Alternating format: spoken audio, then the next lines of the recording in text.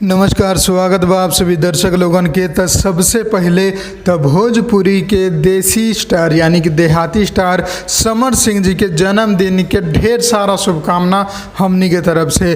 और आज के बात बा उनकर फिल्म फाइटर किंग के ऑफिशियल टीज़र के बारे में, जो कि आज सुबह उनकर आपन चैनल समर फिल्म एंटरटेनमेंट पर रिलीज़ भइल बा। जी हाँ, ई टीज़र में आप लोगन के समर सिंह, यामिनी सिंह, आकांक्षा दुबे, सत्यजीत शिंदे जो कि बॉलीवुड एक्टर बाड़े उहो आप लोगन के देखे के मिली है। फिल्म के जोन टीज़र बा वो करीब कुछ सेकंड के ही बा, 50 सेकंड के आसपास के बा।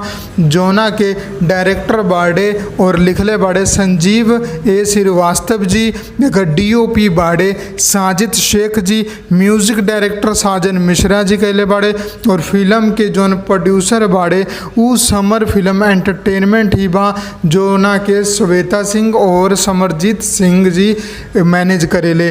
बाकी आप लोगन के बता दी, ई फिल्म में आप लोगन के समर सिंह जी के साथ यामिनी सिंह, सत्यजीत, मनोज टाइगर, आकांक्षा दुबे, रजन पंडित, संतोष पहलवान, मनोज लाल यादव सब क्यों नजर आई।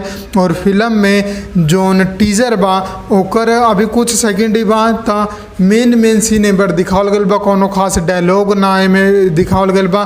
जोन सीन सब बा ओकर फोटो आप लोग देख ही सकतानी।